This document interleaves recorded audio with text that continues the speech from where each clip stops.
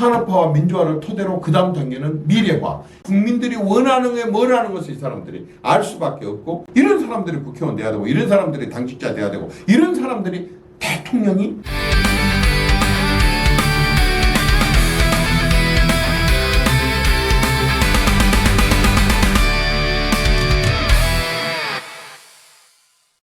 저는 텔레비전을 잘 안 보지만 요즘에 어쩌다가 정치 뉴스에서 국민의힘의 그 아주 밝고 젊고 씩씩해 보이는 당대표와 최고위원들이 회의장에 입장하면서 걸어오는 그런 모습을 보면서 뭔가 활기를 느낍니다. 뭔가 살아있는 느낌이 듭니다. 뭔가 변할 것 같은 느낌이 듭니다. 뭔가 저쪽하고는 좀 다른 느낌을 갖게 되는데, 혹시 여러분들은 그런 느낌 갖지 않으셨나요? 새로운 얼굴들이 마치 뭔가 전진 또 전진, 그 프랑스의 마크롱의 구호가 전진 아닙니까? 전진. 그 전진, 마치 지금 국민의힘에서 저는 그 기운을 느낍니다. 저는 그것을 보면서 이제 국민의힘이 이번 계기를 통해서 뭔가 국민의힘의 전환점을 마련을 해야 되겠다. 보수 정당의 전환점을 마련해야 되겠다라고 하는 생각이 들었습니다. 그게 뭐냐면 세대 교체입니다. 세대 교체입니다. 우리 대한민국에는요, 세계 196개 나라 중에 대한민국만 갖고 있는 특징이 있어요. 그게 뭐냐면, 현재 살아가고 있는 사람들이 후진국에서 태어나갖고 후진국에서 성장해 온 사람이 지금까지 살아있는 사람이 있고, 중진국에서 태어나갖고 중진국에서 성장해 오면서 지금까지 생존해 있고, 선진국에서 태어나갖고 선진국의 삶을 살아가고 있는데, 후진국과 중진국과 선진국에서 태어난 할아버지와 아버지와 자식 세대가 함께 한 공간, 한 나라에서 같은 문화와 같은 생활을 하고 있는 전 세계 하나밖에 없는 나라라고 합니다. 여러분 아셨어요? 이제 그럴듯해 보이시죠? 그런데 이게 맞는 거예요. 왜 그렇습니까? 진짜 대한민국은 급성장을 해왔습니다. 70년대 때 1억 불 수출했다고, 1억 수출은 날이라고 기념일로 정하고 그 기념탑을 세우고 하던 1억 불 시대가 지금은요, 셀 수가 없습니다. 이런 형언할 수가 없습니다. 100불, 100만 불이 아닙니다. 100불 이하의 나라가 같은 세대에 지금 무려 4만 불 시대가 됐으니 세상이 얼마나 바뀌었습니까? 그러면 이 사이에 무엇도 바뀌어야 됩니까? 정치도 바뀌어야 됩니다. 정치도 바뀌어야 됩니다. 당연히 경제 상황이 이렇게 바뀌었고 세대가 바뀌었다고 한다면 정치도 바뀌어야 됩니다. 어느 나라나 마찬가지겠지만 항상 주도하는 것은 젊은 층이었거든요. 젊은 층이 했었습니다. 민주화 운동도 젊은 층이 했었고, 산업화 5.16도 젊은 층이 했었고, 어쨌든 젊은 층들이 주축이 돼서 했었거든요. 근데 춘향이가 한없이 춘향입니까? 나이 들면 월매되는 게 춘향이지. 안 그렇습니까? 이제 대한민국도요, 달라져 가고 있어요. 말하자면 세대가 바뀌어가고 있다, 그 말입니다. 후진국에서 태어난 사람들이 주도했던 정치, 중진국에서 태어났던 사람들이 했던 정치를 넘어서 이제는요, 선진국에서 태어난 사람들이 주도하는 정치로 가야 됩니다. 그러려면 어떻게 해야 돼요? 세대가 교체가 돼요. 뭐가? 주체가 교체가 돼요. 주체가. 예를 들어서 독립운동 하던 사람들이 이승만 대통령을 주축으로 해가지고 나라를 건국을 하고 나라의 기반을 다지고 그 다음에 6.25 전쟁을 이겨내고 하는 그 시대적인 과제와 역사적인 소명을 수행을 했다고 한다면은 딱 독립운동 훌륭하고 좋지만은 그 세대는 그것으로 끝. 이제 새로운 세대가 들어와 가지고 산업화와 근대화를 18년 동안 이루면서 온 나라를 전 세계가 주목할 정도로 뒤집어놓은 독립이 아니라 과거가 아니라 미래로 나가는 산업화, 그리고 근대화에 몰두를 해갖고 오늘날 대한민국은 어마어마한 문만 열면 넘치는 풍요의 기반을 가졌어요. 그러면 그 사람들이 영구히 그렇게 해 먹어야 됩니까? 아닙니다. 그 난다 긴다 했던 공화당 세력들과 근대화 산업화 세력들이 싹 물러나고 생각지도 않았던 또 다른 젊은 세력들이 들어옵니다. 전두환 노태우 세력이 들어옵니다. 잘했건 못했건을 떠나서 어쨌든 결과적으로 그 과정에 그 징검다리를 잘 건넜기 때문에 대한민국의 문민화와 민주화로 가는데 큰 혼란 없이, 큰 파멸 없이, 큰 대립과 갈등 없이 아까처럼 독립과 산업화와 이게 민주화와 문민화로 가는 엄청나게 중요한 다리 역할을 또 했다 그 말입니다. 근데 그것으로 끝났습니까? 이제 민주화가 그렇게도 지금 동남아에서 민주화 외친 지가 70년, 80년, 100년이 다 가는데도 아직도 그 나라 민주화되고 있지 않습니다. 그런데 지금 우리는 아까 산업화라는 걸 겪었고 민주화로 왔기 때문에 지금 오늘날 이렇게 4만 불 국가가 되고 세계 10위 경제 강국이 됐어요. 그러면 지금부터 해 나가야 될 일이 뭐냐 그러면 저는 그걸 미래화라고 보고 싶습니다. 산업화, 민주화, 산업화와 민주화를 토대로 그 다음 단계는 미래화. 이 미래화를 이끌어 갈 사람은 70대, 60대 갖고는 안 됩니다.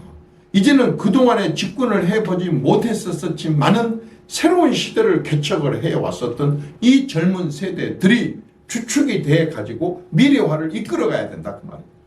저는 이렇게 산업화와 민주화 다음에 미래화를 이끌어갈 세력들은 누구냐면은 디지털 세대입니다. 죽었다 깨어나도 디지털 못 따라갑니다. 좀 뭐 요즘에는 많이 보편화됐습니다만은 솔직히 말해서 시골 사람들 서울에 올라가가지고 식당에 가면은 뽀뽀뽀뽀 눌러가지고 뭐 눌러서 이게 시청을 해야 돼. 뒤에 사람들 줄은 서 있고 마음은 급하고 제대로 잘 못 눌려가지고 다시 하려고 그러면 뒤에서 투덜거렸으니까 에이 밥 안 먹어. 그럼 나와버립니다. 그리고 다방에 가서 차 한잔 마시려고 하는데 또 그걸 누르라고 합니다.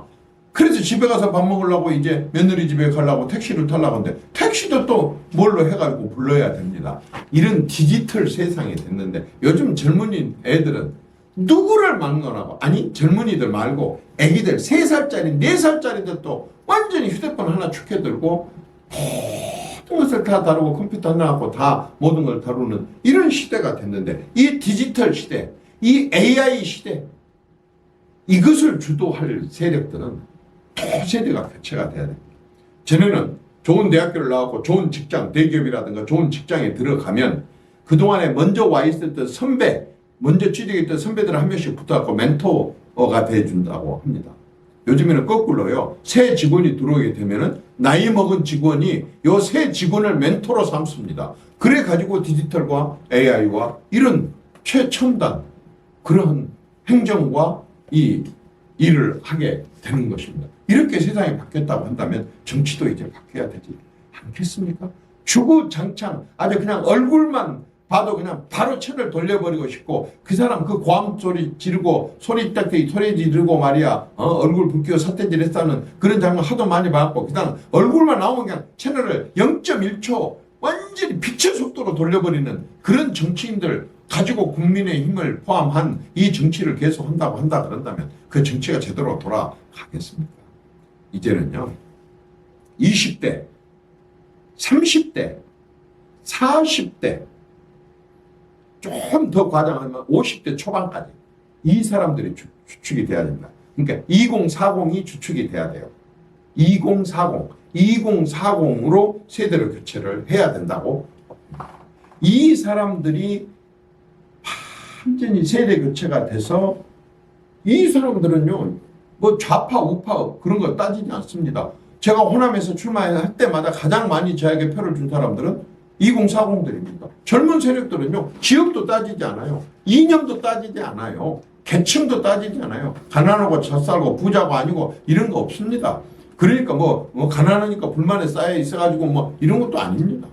그 다음에 뭐 좌파다 우파다 이런 거 따지지도 않습니다. 호남이다 영남이다 따지지도 않습니다. 계층과 지역과 이런 식으로 이념을 초월할 수 있는 세대들이 정치를 하게 된다고 한다 그런다면 이게 얼마나 생산적인 그런 정치를 하겠습니까? 이 사람들은 절대로 과거를 어저께부터 들여다보려고 하지 않아요. 하물며 무슨 1500년도 400년도 했는데 외구를 들먹이고 무슨 알지도 못하는 죽창을 들먹이겠습니까? 이 사람들 그런 거 따지지 않습니다. 과거는 과거고 지금부터 미래입니다. 미래. 이 사람들의 경쟁자는 누굽니까? 이 사람들의 경쟁 나라는 일본입니다. 이 사람들의 경쟁 나라는 프랑스입니다. 이 사람들의 경쟁 나라는 영국이고 독일입니다. 독일과 프랑스와 영국과 일본을 자기들의 경쟁 상대로 삼습니다. 그런 나라들이 어떤 나라들입니까? G5, G7. 이제는 G5, G7을 목표로 하고 있는 이 젊은 세대들에게 교육해야 됩니다. 그런데 이번에 국민의힘에서 진짜 생각도 상상도 정말 깜짝 놀랄 정도로 세대 교체가 이루어졌습니다. 나이가 젊다 그래서 무슨 그게 아닙니다. 나이도 젊지만은 새로운 사람들이어야 된다. 기존 정치에 물들지 않은 사람들, 기존 정치에 아주 완전히 뼛속까지 그 과거 정치에 물들어가지고 옛날 선배들은 이렇게 했어. 옛날 선배들은 산업화, 옛날 선배들은 민주화 하기 위한 그런 방식의 정치를 했지만 이제는 민주화, 산업화가 아니라 이제는 미래라니까요. 모든 글로벌이 경쟁 상대예요. 글로벌이 경쟁 상대인데 거기다 대고 재벌을 없애버려야 된다. 해체해야 된다. 기업인들을 갖다 괴롭혀가지고 세금을 막상 뜯어내야 된다. 그래가지고 놀고 있는 사람들한테까지도 무조건 돈 뿌려야 된다. 이런 게 요즘 젊은 사람들한테 먹히겠습니까? 요즘 젊은 사람들은 다 필요 없습니다. 공정한 기회만 달라. 공정과 기회. 무슨 말씀인지 알겠죠? 공정과 기회만 주면은 공정. 누구 아들이라 그래서 누구 딸이라 그래서 그런 혜택 보는 거 말고 공정하게만 하라. 공정. 그럼 절대 불만 표시하지 않겠다. 공정하게만 해라. 그러면 거기서 어떻게 내 능력을 발휘를 해서 그 자체가 자기한테 기회예요. 이 젊은 사람들은 모두가 다 실력 있고 모두가 다 말하자면 디지털 세대이다 보니까요. 거의 비슷해요. 모든 실력도 비슷하고 수준도 비슷하고 이게 다예요. 그러다 보니까 이 사람들은 공정과 기회만 주어지게 된다고 한다면 더 이상 필요 없다. 공정하고 기회만 제대로 주어지게 되고 방해하지 않는다고 한다면 그 다음에는 우리가 이끌어 나가고 살아나가겠다. 이겁니다. 자, 이렇게 되게 되면 자연히 어떻게 되겠습니까? 시대가 교체됩니다. 이런 세대들이 이 미래 사회에 맞게 이런 식으로 해나가게 되면 시대가 교체가 돼요. 시대. 이제는 어떤 글로벌 시대지 않습니까? 디지털 시대지 않습니까? AI 시대지 않습니까? 이 시대가 바뀌게 되면 어떻게 됩니까? 그 자체가 정치가 바뀌게 되는 거죠. 그러니까 이건 한 세트로 가야 돼요. 세대가 바뀌고 시대가 바뀌고 말하자면 정치가 바뀌게 하기 위해서 제일 먼저 해야 되는 것은 이 세대 교체를 해야 돼요. 세대 교체를 하기 위해서는 정동혁 대표 그리고 최고위원들과 국민의힘 국회의원들에게 얘기합니다. 여러분들은 김대중이 아닙니다. 여러분들은 죽고 살고 매수고 해가지고 대통령이 되는 그런 사람들이 아닙니다. 대통령이 될 수도 있고 안 될 수도 있습니다. 여러분들을 위한 당, 개인 사당화를 절대 끌고 가지 마십시오. 사당화를 끌고 가니까 자기 사람들을 캠프에 들이고 캠프에 있는 사람들하고 대통령이 되면 데리고 일을 하려고 하니까 이 나라가 이 지경이 돼가고 정치가 이 지경이 돼가고 그러지 않습니까? 절대로 두 가지를 여러분들은 빠져나와야 돼요. 하나는 캠프 정치, 하나는 팬덤 정치. 팬덤 정치와 캠프 정치도 빠져나와야 됩니다. 도대체 우리가 지금까지 살아봐서 알려면 어떤 인간이, 어떤 사람이, 어떤 정치 지도자가 그렇게도 우상화해야 될 만큼 완전히 흠결이 하나도 없는 무오류의 그런 사람이 어디 있습니까? 지금 좌파들은 김대중이고 노무현이고 문재인이고 김정은이고 전부 다 무오류. 저 사람들은 흡결이 없는 사람들이야. 무조건 저 말을 따라야 돼. 저기다 반박했다가는 절대 살아남을 수가 없어. 완전히 쫓아내버려야 돼. 배척시켜야 돼. 완전히 이런 식으로 해오는 그러한 사람 위주의 무오류 지도자 이런 생각을 여러분들은 버리십시오. 여러분들은 오류 투성이에요. 함께 같이 갈 생각을 해야 돼. 같이.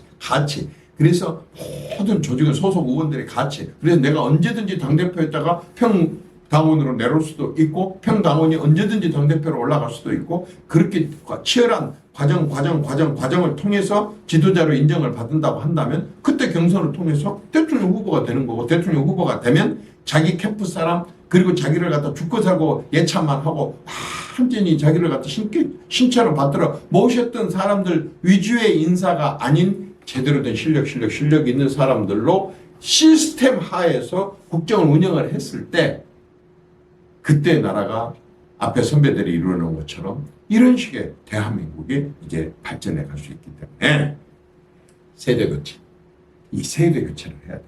그러려면 어떻게 해야 되느냐? 정동영 대표한테 내가 부탁 좀 할게요. 지금부터 국민의힘의 내년 지방선거 공천, 앞으로 국회의원 공천, 당직을 포함한 어떤 자리도요. 아까처럼 50대 이하, 50대 초반까지도 좋습니다. 50대 초반 이하, 55세 이하죠. 50대 초반 이하를 절반 이상을 써야 됩니다. 50% 이상이 이 세대로 교체가 돼야 돼요. 세대가 돼야 돼요. 이걸 갖다 물갈이라고 절대 표현하지 마십시오. 아니 국그릇 안에 건더기가 완전히 상해갖고 완전히 썩어갖고 있는데 거기다 대고 물 간다고 국물 간다고 20% 30% 40% 갈고 건더기 그대로 놔둬갖고 배탈 안 나요? 그게 물갈인데 이제는 그런 물갈이라고 생각하지 마십시오. 아예 20대부터 55세 이하 50대 초반까지를 갖다가 50% 이상을 해야 돼요. 그리고 나머지를 가지고 얼마든지 남자다 여자다 또 50대다 60대다 70대다 심지어 80대까지도 모실 수 있는 것이고 이런 전문가 저런 전문가 이런 사람 저런 사람은 얼마든지 끌어들일 수 있는 거 아니겠습니까? 이렇게 해갖고 세대 교체할 생각을 해야 돼요. 그리고요 이 세대 교체를 하는데 꼭 또 참고를 해야 될 게 있어요. 이제는 인재를요 중앙에서만 찾으려고 하지 마십시오. 지방에서 찾으십시오. 지방자치 시장 도지사 시장 군수 구청장 뽑은 지가 30년째예요. 30년. 올해가 딱 30년째인데 95년도부터 뽑았으니까 지방의회 의원들은 34년이 됐지만 이 사람들이 30년 동안 훈련을 하는데 이 사람들은요 국회의원들하고 틀립니다. 국회의원들은 의원회관에 가만히 앉아있고 비행기 타고 외국에 돌아다니면 그만이지만은 시장 군수 구청장들하고 시도지사들은 365일 자기 지역구에 있어야 돼요. 일부러 잠깐 가지만 전부 그 일이 지역을 위한 일이에요. 지역에 붙어서 살고 사람들하고 부대끼고 살다 보니까 이 일반 사람들의 생각과 일반 사람들이 원하고 바라는 게 뭔지를 가장 잘 압니다. 국회의원들과 대통령은 어떻습니까? 전부 장관들은 전부 자기가 갖고 있는 지식과 생각을 갖고 국민들한테 주입하려고 하지만은 시장, 군수, 구청장과 시도지사들 같이 365일 내내 일반 국민으로 부대끼 사면요. 일반 국민들이 원하는 게 뭐라는 것을 이 사람들이 알 수밖에 없고 그걸 파악할 수밖에 없습니다. 이런 사람들이 국회의원 돼야 되고 이런 사람들이 당직자 돼야 되고 이런 사람들이 대통령이 돼야 되는 거예요. 이제는 그게 바로 시대 교체고 세대 교체고 이게 바로 정치 교체예요. 이렇게 하려면 아까 그런 지방에도 정치 훈련할 수 있는 학교 또 아카데미 또 이렇게 특별위원회 이런 것들을 구성을 해갖고 지방에서도 끊임없이 중앙정치와 중앙정치 정보를 접할 수 있고 중앙에 있는 사람들하고 같이 어울릴 수 있는 그런 기회를 마련을 해주고 이런 식으로 발탁을 하기도 하고 훈련도 시키고 해가지고 그런 훈련된 속에서 아까처럼 100인 청년위원회 또는 50인 말하자면 지도자위원회 뭐 이런 식으로 해나가는 겁니다. 그래서 나이 든 사람들을 무시하고 버리라는 얘기가 아닙니다. 적어도 50% 이상의 정책, 50% 이상의 자리, 50% 이상의 예산을 적어도 이 세대 교체에 써야 됩니다. 세대 교체. 모두가 이 말하자면 보수와 보수 정당 지도부가 여기에 몰두를 했을 때 이제 보수는 완전히 저물어가는 저 좌파들 지금 수십 년 동안 변함없이 똑같이 한 지도자 모셨다 그러면 그 지도자를 그냥 신처럼 받들어 모시면서 똑같은 그런 방식을 해오고 있는 저런 좌파들은 이제 게임도 안 돼. 전라도 말로 잽이도 안 되게 이겨버릴 수가 있는 겁니다. 이제 여건과 환경은 보수를 위한 여건이고 보수를 위한 환경인데 그렇게 하기 위해서는 세대 교체, 시대 교체, 정권 교체를 해야 되고 특히 시대 교체에 있어서 20대부터 50대 초반까지를 절대적으로 최고로 앞세우고 우선시하고 그들의 얘기를 들으려고 하고 그들과 토론을 해야 된다고